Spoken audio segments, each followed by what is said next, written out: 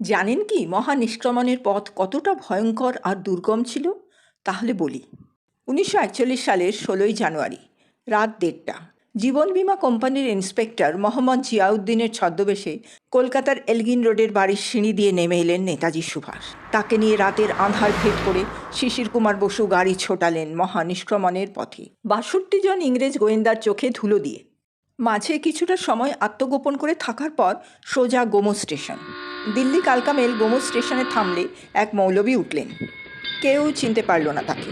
দিল্লিকে পাশ কাটানোর জন্য train change করে পাঞ্জাব মেলে নৌশেরা স্টেশনে মৌলবি নামলেন। আবেদ খান নামে এক গাড়ির চালক চুপচাপ তাকে তুলে নিয়ে পেশোয়ারের উদ্দেশ্যে যাত্রা করলেন।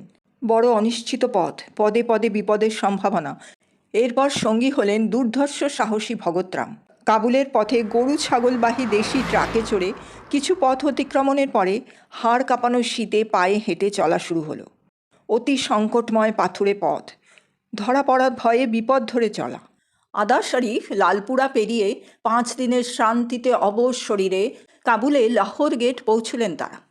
একটা সরাইতে কোনো মতে আশ্রয় পেলেন। রহমত ওরফে ভগতরাম অচেনা বিদেশে আপ্রাণ খুঁজে বের করলেন উত্তমচাঁদ মালহোত্রাকে। সস্ত্রীক উত্তমচাঁদ দীর্ঘ 47 দিন সুভাষচন্দ্রকে বাড়ির গোপন কোঠায় লুকিয়ে রেখেছিলেন। তারপর কাবুলে ইটালির দূতাবাসে ওরল্যান্ডো ম্যাজোটা নামে ওয়্যারলেস অপারেটর হিসাবে সুভাষচন্দ্র নিযুক্ত হলেন।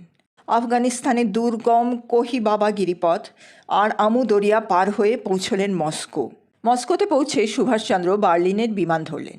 1941 সালের নভেম্বর মাসে বার্লিনের আজাদ হিন্দ রেডিও থেকে মহাকাশ ভেদ করে ভেসে এলো মহানায়কের কণ্ঠস্বর, আমি সুভাষ বলছি।